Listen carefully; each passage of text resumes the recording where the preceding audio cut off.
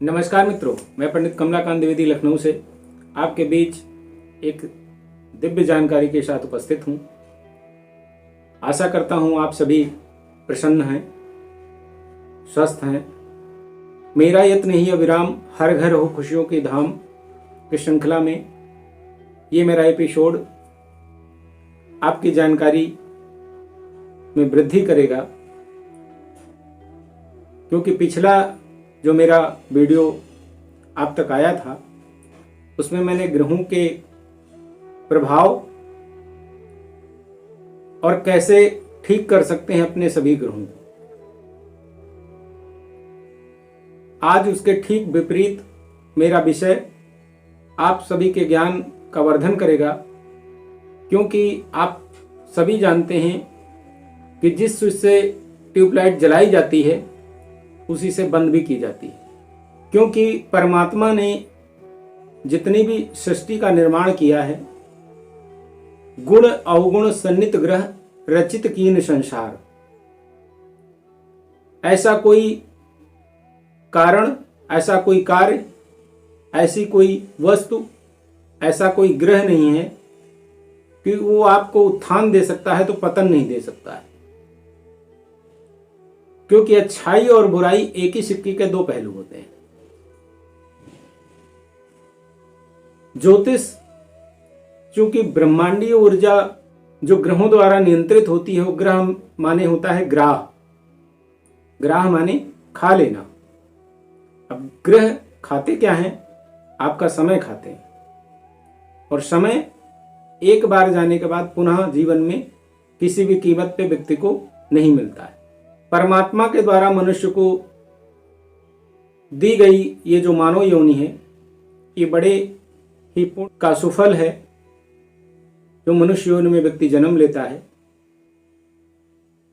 और मानव जीवन अनेक जन्मार्जित पाप जो और अनेक जन्मार्जित पुण्य जो का ही प्रतिफल होता है।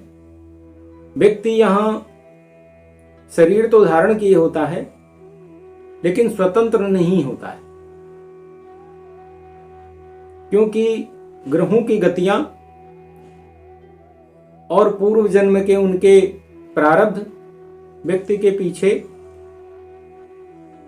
अच्छाई और बुराई लिए हुए होते हैं। मानव जीवन इन्हीं अच्छाई बुराई का ही प्रतिफल है। व्यक्ति के गर्भकाल में ही उसके उत्थान पतन, उन्नति अवनति, अवस्था व्यवस्था, रोग दुख दारिद्र आदि जितनी भी व्यवस्थाएं हैं सब सुनिश्चित हो चुकी होती हैं। ज्योतिष उसी विषय से आपको रूबरू कराता है। एक तरह से ज्योतिष आपका ही आईना है, और आईना में जिस तरह सब पारदर्शिता दिखती है, उसी तरह जीवन के हर पहलू को इसके द्वारा देखा समझा जा सकता है। व्यक्ति के जीवन में 7 ग्रह, 2 उपग्रह का प्रभाव जीवन पर्यंत पड़ता है, जिसमें सूर्य और चंद्रमा 2 प्रत्यक्ष देवता हैं। सूर्य चूंकि पिता का कारक होता है, उच्चाधिकारी का कारक होता है, सरकार का कारक होता है, व्यक्ति की आत्मा का कारक होता है। यदि कुंडली में वो त्रिक भाव में या नीच का या ग्रहण योग में यदि होता है, तो इसका सीधा सा तात्पर्य है कि पिछले जन्मों में व्यक्ति ने अपने पिता से, सरकार से, उच्चाधिकारी से, अपने बॉस से किसी न किसी तरह की वादा खिलाफी करी है, उसके साथ विश्वासघात किया है, जो इस जन्म में सूर्य उसकी कुंडली में ऐसी अवस्था में बैठा हुआ है। सूर्य एक तरह से आरबीआई बैंक है। जिस तरह आरबीआई बैंक सभी छोटी मोटी बैंकों को धन की उपलब्धता सुनिश्चित करता है, सूर्य भी प्रत्यक्ष होते हुए सभी ग्रहों को, सूर्य के सबसे निकट ग्रह बुध होता है, उसके बाद शुक्र आता है, उसके बाद ग्रहों की अपनी अपनी ऑर्बिट होते हैं और उसी के हिसाब से वो अपनी गतियां करते रहते हैं और उसका प्रभाव व्यक्ति के जीवन में पड़ता रहता है। यदि किसी व्यक्ति का चंद्रमा पीड़ित है, 6, 8, 12 में है, पाप कर्तरी योग में है, पाप पीड़ित है, नीच का है अथवा अस्त है, अमावस्या के आसपास चंद्रमा अस्त रहता है और अमावस्या के 5 दिन आगे 5 दिन पीछे तक चंद्रमा बहुत ज़्यादा शक्तिशाली नहीं रहता है, ऐसी स्थिति का जन्म होता है। इसका सीधा सा मतलब है कि पिछले जन्मों में व्यक्ति ने अपनी माँ का संबंध अच्छे नहीं रहे हैं, उनके प्रति उसकी वफादारी नहीं रही है, उनके प्रति उसका विश्वासघात रहा है अथवा कोई कष्ट की व्यवस्था उसने करी है, जिसके प्रतिफल में व्यक्ति को चंद्रमा ऐसी स्थितियों में प्राप्त होता है। इसके बाद बुध बुद्धि का कारक होता है, बुध बुआ का कारक होता है, बुध बहन का कारक होता है। यदि आपकी कुंडली में बुध पीड़ित है, तिक्र भाव से उसका कोई संबंध बन रहा है अथवा पाप कर्तरी योग में है या किसी क्रूर ग्रह से पीड़ित अवस्था में है, तो बुआ बहन से रिश्ते अच्छे नहीं होते। मंगल की बारी आती है, मंगल चूंकि भाई का कारक होता है, सीधा सा मतलब है कि व्यक्ति ने पिछले जन्मों में अपने भाई से कोई न कोई दगाबाजी करी है, कोई न कोई विश्वासघात किया है, जिसके द्वारा इस जन्म में उसे भाई से संबंधों में, भूमि से संबंधों में और रक्त से संबंधित व्याधियां इस जन्म में झेलनी पड़ रही हैं। गुरु यदि आपकी कुंडली में तिक्र भाव में कहीं स्थित है या गुरु राहु चांडाल योग में अथवा त्रिक भाव में बैठा हुआ, नीच का बैठा हुआ, इसका सीधा सा तात्पर्य है कि पिछले जन्मों में आपने धार्मिक कृत्यों में या धार्मिक व्यवस्थाओं में अथवा अपने गुरु से कोई न कोई विश्वासघात जरूर किया है, क्योंकि मिलेगा वही जो दिया तुमने होगा।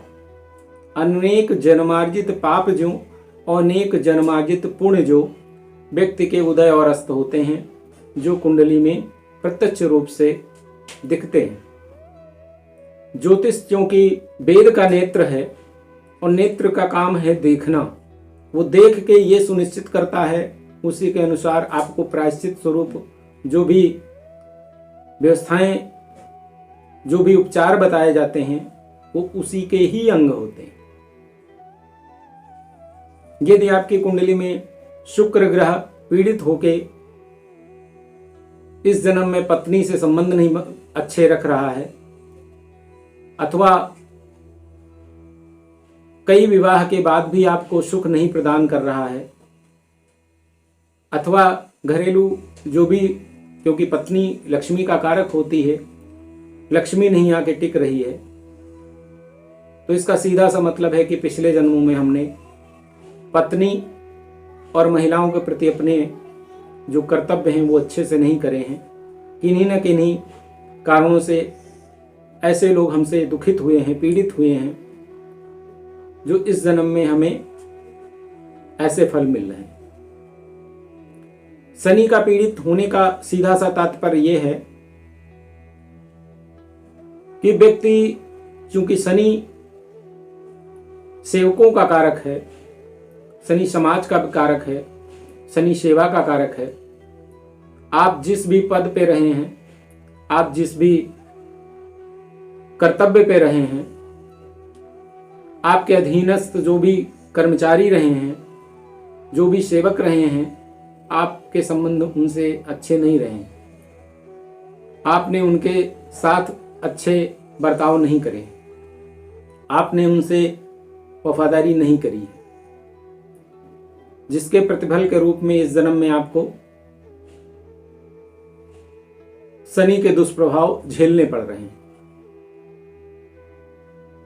राहु जो बाबा का कारक है, पर बाबा का कारक है, पितरों का कारक है, एक अदृश्य शक्ति है। राहु ग्रह नहीं उपग्रह है, और उपग्रह का प्रभाव दिखता नहीं, अप्रत्यक्ष रूप से व्यक्ति की गतिविधियों में वो अवरोध करता है। गुरु जैसे इसकी दृष्टियां इसको प्राप्त हैं, और व्यक्ति को ये अपने एक जगह बैठ के अपनी पंचम दृष्टि से, सप्तम दृष्टि से, नवम दृष्टि से व्यक्ति को प्रभावित करता है। यदि आपके पूर्वजों से रिश्ते अच्छे नहीं रहे हैं, आपने उनके प्रति अपने कर्तव्यों का पालन नहीं किया है, तो राहुजन्य व्याधाएं आपको जीवन में पीड़ित करती हैं। केतु चूंकि नाना नानी का कारक है, ननिहाल पक्ष का कारक है, इसका पीड़ित होने का सीधा सा मतलब है कि पिछले जन्मों में आपने अपने नाना नानी से, अपने ननिहाल से रिश्ते अच्छे नहीं रखे हैं। कहीं न कहीं कोई न कोई विश्वासघात आपने किया है, अथवा कोई ऐसे प्रभाव आपने दिए हैं जो उस परिवार के लिए अच्छे नहीं रहे हैं, जिनके कारण ऐसी विषमताएं कुंडली में देखने को मिलती हैं। क्योंकि जहर की दवा जहर है,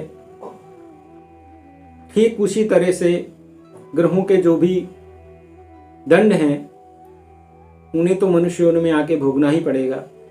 इसीलिए कहा गया है, क्योंकि मनुष्य सर्वश्रेष्ठ प्राणी है, परमात्मा की सबसे अच्छी कृति है, उसका जन्म सिर्फ इसलिए हुआ है कि वो मनुष्य योनि में आके अपने बुद्धि विवेक के द्वारा परमात्मा को प्राप्त करे। किंतु मनुष्य योनि में आते ही व्यक्ति भ्रमित हो जाता है और उसका काम सिर्फ खाना, खेलना और अपनी वृद्धि ही रह जाती है। इसके अलावा उसका कोई कर्तव्य प्रत्यक्ष में नहीं दिखता है।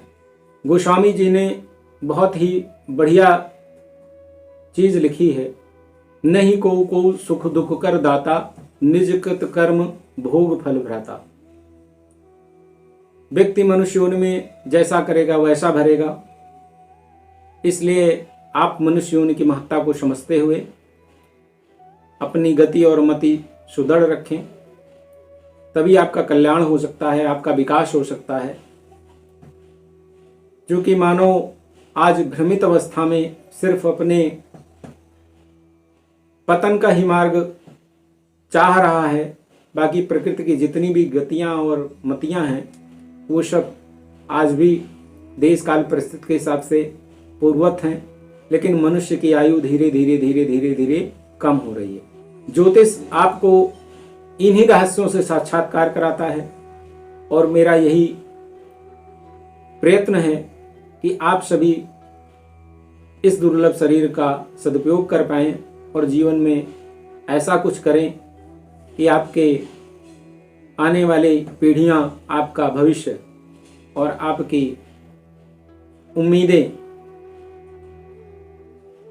पूर्ति भी हो और इसकी सार्थकता भी बढ़े। आशा करता हूं कि ये कार्यक्रम आपको पसंद आएगा। यदि आपकी कोई जिज्ञासा हो तो आप कमेंट के माध्यम से मेरे से जानकारी ले सकते हैं। इसके अलावा यदि आपको कार्यक्रम पसंद आए तो इसे लाइक, शेयर और सब्सक्राइब करें। बेल आइकन को बजाएं, जिससे आने वाला वीडियो आपको तुरंत उपलब्ध हो सके और आप और आपका परिवार प्रसन्न रहे। इन्हीं मंगल कामनाओं के साथ मैं विदा लेता हूँ।